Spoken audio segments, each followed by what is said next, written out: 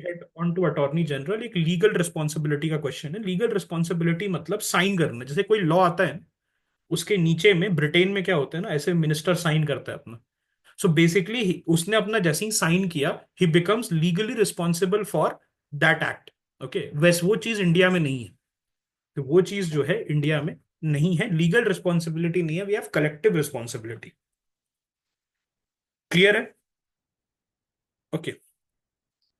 Attorney general, हम attorney general की बात करते हैं। So article 76 of the Indian constitution, it establishes the office of attorney general, and this position is highlighted as the what, a highest legal officer of the country. Okay, so this position is highlighted as the highest legal officer in the country, advising the government of India on legal matters. So president of India जो है appoint करते हैं attorney general को। सो attorney general का question जो है दोस्त 2022 के प्रीलिम्स में आया था, 2022 के प्रीलिम्स में ये आया था। And president of India he appoints the attorney general, and the appointee must be a person who is qualified to be appointed as a जज of the supreme court of India. So अगर मैं इसकी बात करूं, qualification किससे match करना चाहिए? Qualification match करना चाहिए सुप्रीम कोर्ट जज से। Whatever the qualification is there for the supreme court जज, this person should have that. Okay, what it implies is that the individual must, he must be a citizen of India.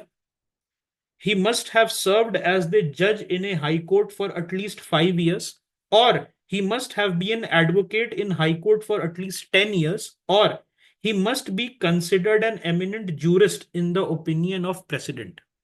Okay, term and remuneration क्या है इनका?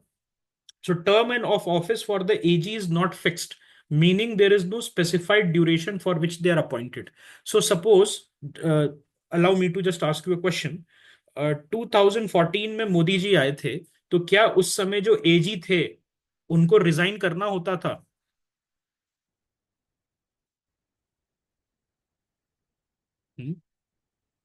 Resign करना होता था? नहीं करना होता था। They don't have to resign, but by convention they use to resign to save embarrassment. वो रिजाइन नहीं करते, बट बाय कन्वेंशन वो करते हैं। मतलब ऐसा कहीं कॉन्स्टिट्यूशन में नहीं लिखा है that the attorney general will be collectively responsible along with the prime minister and his council. नहीं, कहीं नहीं लिखा है। AG can continue, please remember, AG legally, constitutionally can continue, but by convention to save embarrassment.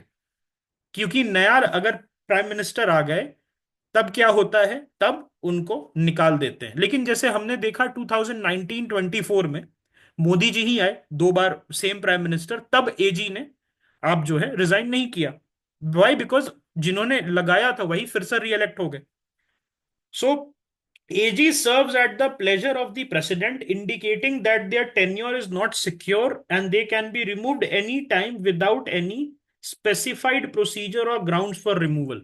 So there is no specified procedure or grounds for removal for the attorney general. उनको जो है need basis पे हटाया जा सकता है, appoint किया जा सकता है। It is conventional for the AG to resign when the government resigns, as their appointment is made on the advice of the government. So ये चीज ध्यान से देखिएगा, कन्वेंशन है, कॉन्स्टिट्यूशनल प्रोविजन नहीं है। मैं फिर कह रहा हूं, यूपीएससी ट्रैप करेगा यहां पर, और ट्रैप किया है 2022 में इसने अटॉर्नी जनरल के क्वेश्चन में। It is a convention to resign, it is not a provision to resign और a constitutional obligation to resign. Convention to resign to save from embarrassment if a new government comes. Congress से BJP आई तो एजी ने क्या किया, अपने आप को resign दे दिया, ठीक है, अपना रिजाइन कर दिया। ओके, सो उसके बाद जो है remuneration of the attorney general is not stipulated in the constitution, it is determined by the president. और जनरली जो है जितना सुप्रीम कोर्ट जज की सैलरी होती है उतनी सैलरी और प्लस एक अच्छा घर इनको जो है दे दिया जाता है। ठीक है। अभी जो है आर वेंकटरमन्नी, आर वेंकटरमन्नी जो है, he is the attorney general. Okay. And he is the 16th person to hold this position. Okay. और do you think that this is a sought after position? Attorney general का position, is it sought after? So you will be surprised to know that many people are not keen. The same reason why they don't go for judge. Why? Because earning potential is restricted. Attorney general जो है, it's a very very tough job. और उसके वजह से क्या होता है, इनका अर्निंग पोटेंशियल नहीं। तो जो एडवोकेट्स होते हैं, they generally they are there for, in जो एडवोकेट प्राइवेट प्रैक्टिस करते हैं करोड़ों में कमाते हैं। But when they come and become the attorney general, so उनका जो सैलरी है वो रिस्ट्रिक्ट हो जाता है। ओके। ये बात नहीं है कि they can not do their private practice, इसमें इतना समय लग जाता है। सो ऐसे पहले क्या होता था, that this use to be a 2 years thing, मतलब 2 साल 3 साल के लिए, 1 साल के लिए लोग आते थे। They use to get the experience और the prestige that is attach to the position of attorney general, and then they use to resign. Why? Because फिर वो करोड़ों कमाना चाहते थे। ओके। लेकिन यहां पर क्या है, रेम्यूनरेशन जनरली जो है स्टिपुलेटेड नहीं है। तो generally, I am not saying always, but generally इनको सुप्रीम कोर्ट जज के इक्विवेलेंट सैलरी दे दी जाती है, या किसी मिनिस्टर के इक्विवेलेंट सैलरी मिलती है। ड्यूटीज एंड फंक्शंस की अगर हम बात करें, so attorney general of India being the chief legal adviser to the government of India has several key responsibilities. Now, what are those responsibilities? So, the Attorney General will offer legal advice to the government of India on matters referred by the President. He will perform other legal duties assigned by the President and discharge functions conferred by the Constitution or any other law. किसी भी law या constitution का function है, he will be discharging that. Additionally president ने क्या बोला है, the attorney general will represent the government of India in all cases in the supreme court where the government of India is concerned. He will represent the government of India in any reference made by the president to the Supreme Court under Article 143. Now, what is Article 143? It is the advisory jurisdiction. मैंने बताया था आपको, advisory jurisdiction of the supreme court, जहां पर president साहब जो हैं advice मांगते हैं। Or is the supreme court bound to give advice? Is the supreme court bound to give advice? Yes and no. The Supreme Court is bound to give advice in pre-constitutional treaty matters and any convention matter that existed before the constitution, or it is not bound to give an advice. It is free to reject when there is a normal case, and appear in any high court for cases involving the government of India as required. तो ये सारी जो है duties हो गई attorney general की। And the AG has several rights to facilitate the performance of their duty. So, what are the rights of the Attorney General that we will understand? He has the right of audience in all courts within the territory of India. Indian territory के अंदर जितने भी courts हैं वहां पर इसका इनका right of audience है। He has the right to speak and participate in the proceedings of both houses of parliament, their joint sittings, तो ज्वाइंट सिटिंग में भी जा सकते हैं ये, and any committee of parliament they may be named a member of, but important thing is they do not have right to vote. Please remember this. They have a right to audience and that they have a right to speak. इनके rights क्या हैं? Audience के right है, court में जाके ये बोल सकते हैं और पार्लियामेंट के सामने ये बोल सकते हैं। But he does not have the right to vote. Why? Because is he a member of parliament? The attorney general. He is not a member of parliament. Okay. He is entitled to all privileges and immunities available to a member of parliament. Okay. Member नहीं है, voting इसलिए नहीं कर सकते, but he अगर अंदर आप बोल रहे हैं, if you have the right to speak inside the parliament, you will enjoy the entitlement and the privileges that is accorded to a member of parliament. Under which article? 105? Now there are certain limitations also that you need to remember. बहुत ये question आ सकता है limitation right से related, prelims में मैं बोल रहा हूं। लिमिटेशन में, to prevent conflict of interest and ensure the integrity of the office, the Attorney General is subject to certain limitation. So he must not advise or hold a brief against the government of India. He should not advise or hold a brief in cases where they are to advise or appear for the government of India. इसका मतलब क्या है? सरकार के against ये खड़ा नहीं हो सकते। जैसे for example Muji versus government of India. Okay, so he cannot come and represent Muji. अगर गवर्नमेंट ऑफ इंडिया के अगेंस्ट केस है, ठीक है, अगर मैं लिखूं Muji versus, okay, let me say Muji versus Udayan. Okay, so Muji versus Udayan में क्या अटॉर्नी जनरल साहब एक पार्टी को कर सकते हैं? एक पार्टी को कर सकते हैं, द आंसर इज यस। लेकिन अगर government of India versus Udayan कर दूं मैं, तब ये उदयन को रिप्रेजेंट कर सकते हैं? नहीं कर सकते। किसी भी तरीके से ये गवर्नमेंट ऑफ इंडिया के अगेंस्ट नहीं जा सकते। Okay, he should not advise or hold a brief in cases where they are to advise or appear for the government of India। मतलब सरकार के तरफ से भी लड़ रहे हैं, अपोजिट पार्टी के तरफ से भी लड़ रहे हैं, ऐसा पॉसिबल ही नहीं है। Okay, he cannot defend accused person in criminal prosecution without government of India's permission। Civil cases लड़ सकते हैं, सिविल केसेस में लड़ सकते हैं, okay, but he can not defend accused person in criminal prosecution without GOI's permission। Okay, and he must not accept appointments as a director in any company or corporation without the government of India's permission।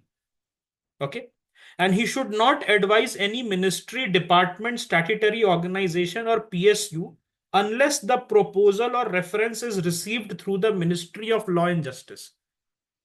Okay, so ये जो जिसमें क्या है कि जब तक ministry of law and justice उनको एक प्रपोजल नहीं देंगे that your advice is needed, they will not give any kind of advice to any ministry, department, statutory organization or public sector undertaking। so ये जो मैं मार्क कर रहा हूं, he cannot defend accused person in criminal prosecution without GOI's permission, must not accept appointments as a director in any corporation। तो ये समझ रहे 3 और 4 के वजह से इनका जो मेजर इनकम है उस पर डेंट आ जाता है। Plus the fact that the attorney general is a very busy. You can type your doubt please, आप टाइप कर सकते हैं, then we can discuss that. Okay, because then flow टूट जाएगा। सो आप बता सकते हैं इसमें कि नंबर 3 और 4 जो है, नंबर 3 और 4, इसमें आप अगर देखेंगे तो ये क्या होगा, this both of them, that okay, he cannot defend accused person in criminal prosecution, must not accept appointments and even must not advise against the government of India। तो उसके वजह से क्या हो रहा है, उसके वजह से जो है आपको यहां पर एक चीज देखने को मिल रही है कि इनका अर्निंग पोटेंशियल हार्म हो रहा है, और earning potential it is in crores. And that is why attorney general जो है बेसिकली इनका लाइफ साइकिल छोटा होता है, 2 से 3 साल ये करते हैं, फिर ये they want to go back. Okay, they want to go back to the normal world.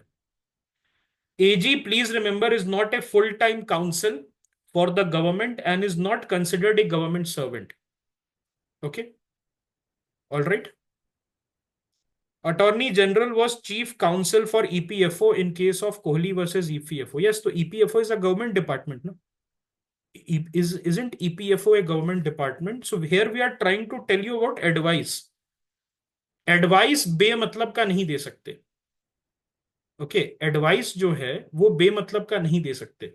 All right, so this is something that you need to understand. All right, EPFO जो है, जो EPFO it's a government department ना, employees provident fund organisation, और उसका state branch होगा ना, उसका state branch होगा। ईपीएफओ क्या है, is it a state government और is it a state government और a central government body? Central government है कि स्टेट गवर्नमेंट है? It is considered a central government organisation, और किसके अंदर आता है? मिनिस्ट्री ऑफ लेबर के अंदर आता है ना। Ministry of labour and employment के अंदर आता है, employees provident fund organisation. Yes. Okay, तो ऑब्वियसली तो गवर्नमेंट की ही बॉडी है ना ईपीएफओ। किसकी बॉडी है? प्राइवेट है, रिलायंस थोड़ी ओन करता है उसको, या अंबानी थोड़ी ओन करता है, अडानी थोड़ी ओन करता है। इट्स अ गवर्नमेंट बॉडी ना। ऑटोनॉमस का मतलब क्या है? डे टू डे फंक्शनिंग में उसको छूट मिली हुई है दोस्त। You have to understand that day to day functioning में उनको छूट मिली हुई है। ऑटोनॉमस का वो मतलब होता है अल्टीमेटली तो गवर्नमेंट ऑफ इंडिया के ही अंदर आते हैं ना। अल्टीमेटली गवर्नमेंट ऑफ इंडिया के अंदर आते हैं, तो obviously the attorney general will, government of India की कोई भी बॉडी है तो वहां पर जाएंगे गवर्नमेंट ऑफ इंडिया को रिप्रेजेंट करने। Can the attorney general do, can the attorney general do private practice? The answer is yes, but with a condition that he should not advise or hold a brief in cases where there to advise or appear for the government of India, and must not advise or hold a brief against the government of India, and he cannot defend accused person in criminal prosecution without government of India's permission. अब ये जो third point है, this is more related to government's prestige. अब आप समझे ऐसे कि मान लिया निर्भया का कांड हो गया, जो निर्भया वाला जो हम कहते हैं निर्भया केस है, उसमें उसमें अगर मैं बोलूं कि the person, okay, somebody gives a large amount of money, even in Kasab case, even in Afzal Guru case, and the attorney general he is basically Kasab को कर रहा है, तो गवर्नमेंट का कुछ बचेगा? गवर्नमेंट का जो स्टेटस है, गवर्नमेंट का जो कुछ भी आप कह सकते हैं, गवर्नमेंट का व्हाट व्हाट टू से, गवर्नमेंट का ऑनर, डिग्निटी कुछ बचेगी? Okay, alright. इस कॉन्फ्लिक्ट ऑफ इंटरेस्ट है, दैट इज वाई ना। किसी अगर गवर्नमेंट ऑफ इंडिया केस है, अगर गवर्नमेंट ऑफ इंडिया केस है, ठीक है, आई थिंक स्कंदा भैया वाज आस्किंग वन क्वेश्चन, तो उसमें भी हम क्या देख रहे हैं? ईपीएफओ अल्टीमेटली तो गवर्नमेंट ऑफ इंडिया के आता है ना। ईपीएफओ भी ultimately government of India. Autonomous का मतलब क्या होता है? Day to day. ऑटोनॉमस का मतलब है डे टू डे जो आपका, आपकी चीजें होती हैं, या डे टू डे गवर्नेंस होता है, that is autonomous. But ultimately you are a government body. Okay, क्या ये चीज समझ में आ गई?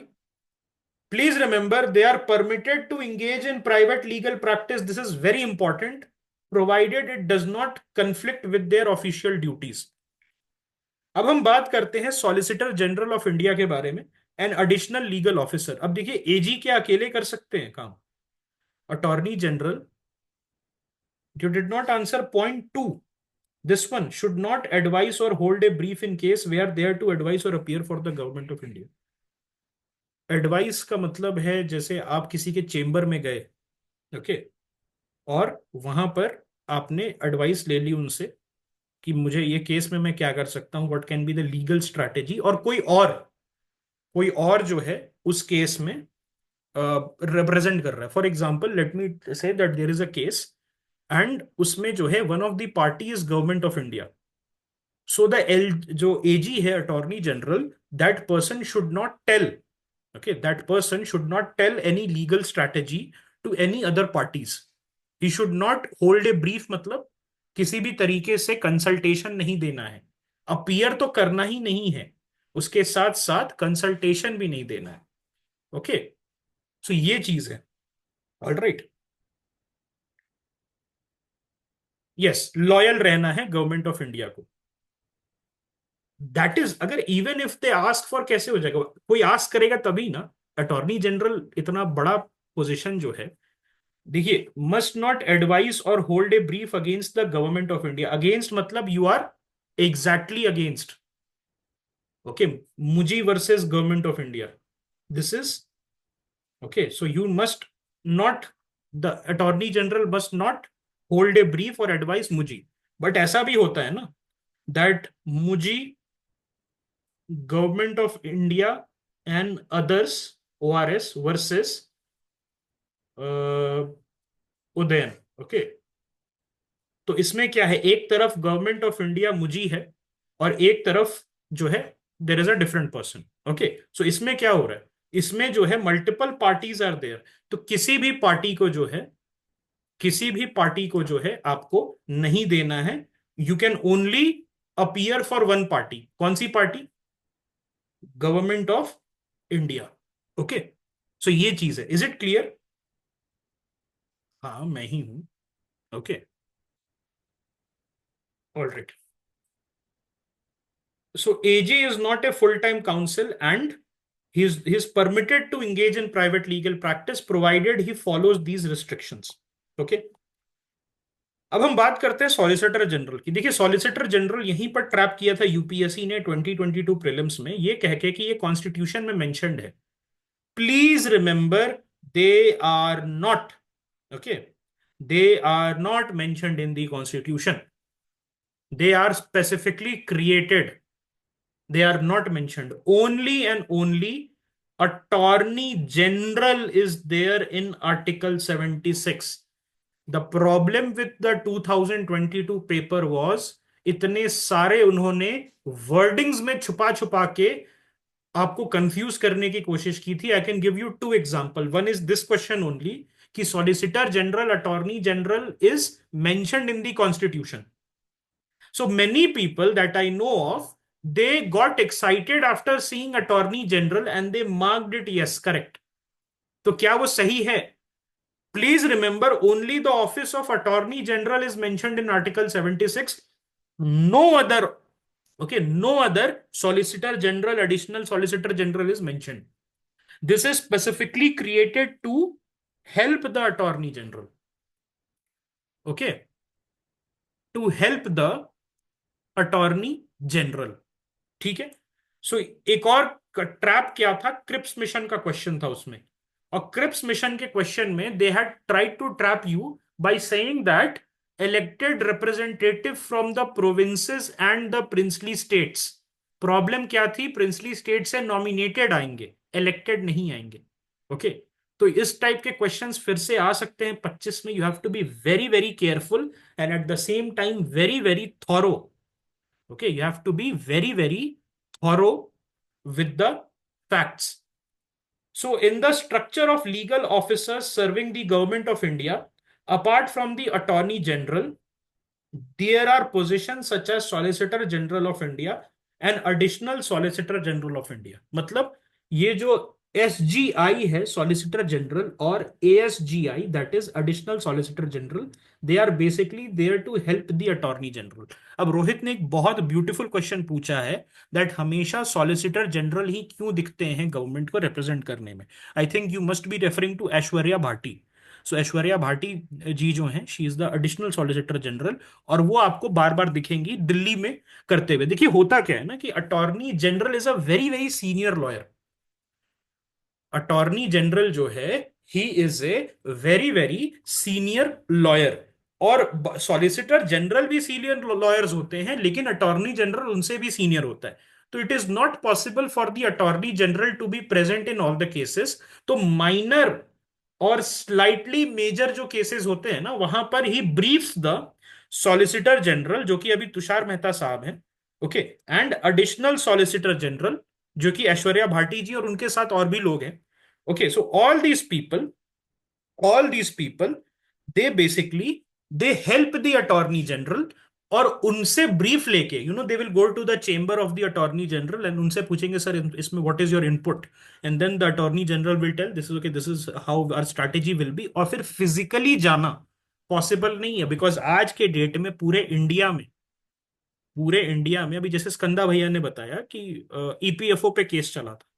तो क्या आपको लगता है पॉसिबल है पूरे इंडिया में जो केसेस चलते रहते हैं गवर्नमेंट ऑफ इंडिया के against, in many high courts, in many in many courts and supreme court, वहां पर पॉसिबल है जाना अटॉर्नी जनरल का? नहीं है पॉसिबल। ओके, तो इसीलिए जो है there are multiple additional solicitor general and then there is a solicitor general to help the attorney general, and this is a statutory position. Okay, आप जो है इसको बाद में लीगल ऑफिसेस को क्रिएट किया गया है। ओके, और ये जो है, this means कि roles of solicitor general and additional solicitor general are not directly mentioned or established by the constitution, but they are very important. सो ये लाइन बहुत इंपॉर्टेंट है, because this was, okay, this was basically mentioned in your 2022 prelims, okay, 2022 prelims में ये आपका mention था। Is it clear? Okay, is it clear? ठीक है। So it is important to note that these legal offices, only the office of Attorney General is explicitly created under Article 76. He must have taken counsel. Okay, he must have taken advice of Attorney General. And primary function of Solicitor General and Additional Solicitor General is to assist the AG in fulfilling his or her responsibility. And this assistance could range from representing the government in various courts to providing legal advice on complex issue. उल्टा भी हो सकता है। अब जैसे attorney general is a brilliant lawyer, but at the same time उनको सब तो नहीं आता है ना। He must take, Tushar Mehta से कुछ पूछ लिया उन्होंने, ऐश्वर्या भाटी और बाकी जितने भी लोग हैं एडिशनल सॉलिसिटर जनरल में, उनसे कुछ पूछ लिया। Okay, so they work closely with the AG to ensure that government's legal representation is robust and consistent, okay, and effective across different judicial platforms.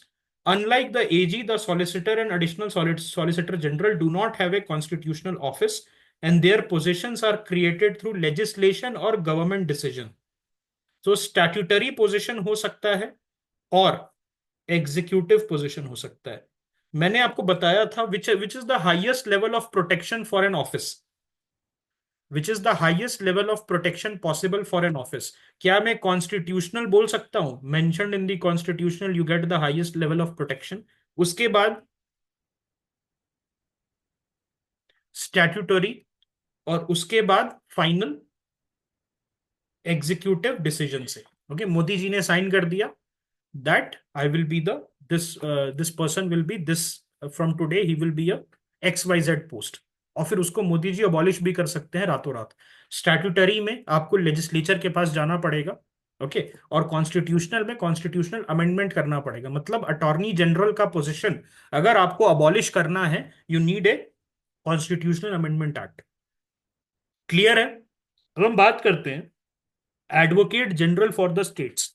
देखिए, जैसे गवर्नमेंट ऑफ इंडिया को legal advice और legal representation की जरूरत है, in the very similar manner the states also require legal guidance and legal council. So article 165 of the Indian Constitution establishes the office of Advocate General for the states, which parallels the Attorney General of India at the state level. And this position is designated as the highest law officer within a state. तो state boundaries के जो अंदर है, advocate general of for the states is the highest boundary, highest position. And governor of the state appoints the advocate general. And qualification क्या है? Citizen of India होने चाहिए और at least 10 years of experience as a judicial officer और as an advocate in the high court. And term of office is again not specified by the constitution. जैसे attorney general का था 76 में, उसी तरीके से इनका भी टर्म ऑफ ऑफिस को स्पेसिफाई नहीं किया गया है। And this allows the advocate general to serve at the governor's pleasure. What about attorney general? हमने बात किया था प्रेसिडेंट्स प्लेजर के बारे में।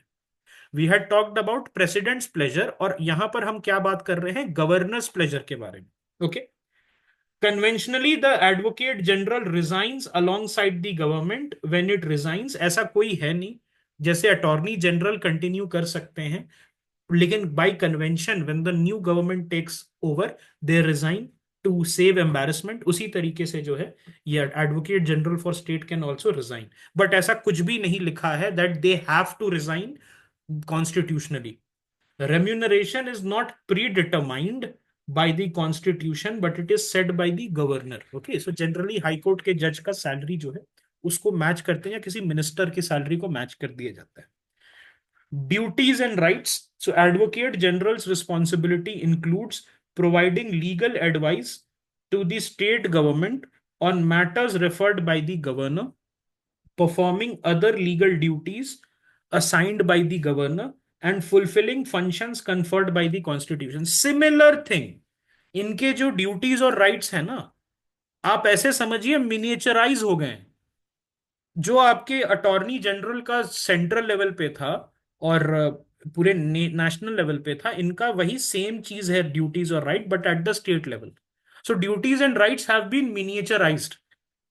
Rights includes the right to speak and participate in proceeding of both houses of state legislature or any of its committee without the right to vote and enjoyment of all privileges and immunities available to member of the state legislature. Okay, same चीज है, बस state level पे इनका काम चलता है.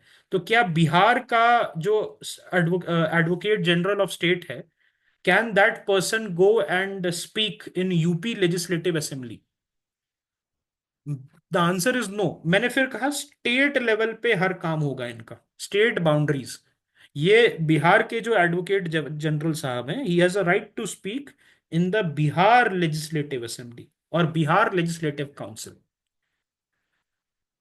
Okay, so there is a question कि अगर एजी साहब को कंटेस्ट करना है प्रेसिडेंट पोस्ट पे, सो देखिए इसका कोई जुडिशियल प्रीसिडेंस नहीं है. लेकिन अगर इसको सुप्रीम कोर्ट कह देती है कि this is a position which is in conflict और this is a position which is office of profit, तो उनको करना पड़ेगा. लेकिन ये कॉन्स्टिट्यूशन में मेंशन्ड है, so technically there should not be an issue. But इसका कोई प्रीसिडेंस नहीं है, तो we do not know what will be the judiciary's reaction. Okay, not, हाँ, ऑफिस अगर प्रेसिडेंट बन जाएंगे तो तब तो आप अटॉर्नी जनरल बिल्कुल नहीं कर सकते, अटॉर्नी जनरलशिप से आपको रिजाइन करना पड़ेगा. लेकिन what she is asking is कि क्या वो रन कर सकते हैं. तो इसका प्रीसिडेंस नहीं है कोई, इसका प्रीसिडेंस नहीं है. लेकिन ये कॉन्स्टिट्यूशन में मेंशन्ड है, और इसके पहले जो हमने केस लॉज देखे हैं उसमें जो कोर्ट है उसने क्या कहा है कि being vice president, being governor, being minister should not stop. Okay, this is not this does not come under the ambit of office of profit. Okay, under the under the clause की anybody can run for president or not. हाँ, अगर आप governor है तो resign करना पड़ेगा once you become this. Okay, लेकिन okay, लेकिन अटॉर्नी जनरल जो है that is also mentioned in the constitution. अब इसके लिए कोई प्रीसिडेंस है नहीं, किसी ने ट्राई ही नहीं किया, तो जुडिशियल प्रेसिडेंस नहीं है. So we don't know whether they have to resign और not, whether this will be under kept under the ambit और नॉट. ओके, सो इसलिए जो है हमें देखना होगा कि what will be the. Okay, नहीं आ सकता है. दिस इज अगेन हाइपोथेटिकल, एकदम स्टिक रहता है लक्ष्मीकांत पे. इसीलिए मैं कहता हूँ लक्ष्मीकांत से ज्यादा यूपीएससी नहीं पूछेगी, बिकॉज आप ऐसे समझिए ना कि आपको और भी सब्जेक्ट्स पढ़ने हैं. अगर आप यूपीएससी इस टाइप के क्वेश्चन पे स्पेक्यूलेट करने लगेगा ना, तो फिर हो जाए, सिचुएशन खराब हो जाएगी. आपको और भी सब्जेक्ट पढ़ने हैं, तो एक लेवल तक ही आपको एक्सपर्टीज रखना. You don't need to become a judicial expert और judicial wizard. All right, although what I can tell you one thing is that after going through this UPSC process, reading Laxmikant, reading all these case laws, mains की तैयारी करने की वजह से I have seen that I can now argue with proper lawyers. और ऐसा argument नहीं, बच्चों वाला आर्ग्यूमेंट नहीं, proper. Okay, so this is one thing that you need to be proud about. जो तुजुर्बा है ना, हम कहते हैं ना तुजुर्बा मिल जाएगा, कुछ नहीं मिला तुजुर्बा मिल जाएगा. सो तुजुर्बा is not that bad.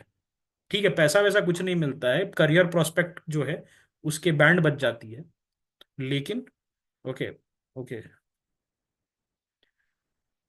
Okay, what if there is a conflict between UP government and Bihar government, they will be, it depends कहां पर हो रहा है. कंफ्लिक्ट है UP government, state versus state conflict तो ऐसे भी सुप्रीम कोर्ट जाता है. State versus state conflict supreme court जाता है, तो दोनों स्टेट के एडवोकेट जनरल दोनों दिल्ली जाएंगे सुप्रीम कोर्ट में, एक अगेंस्ट एक. ओके, शोडाउन होगा फिर वहां पर.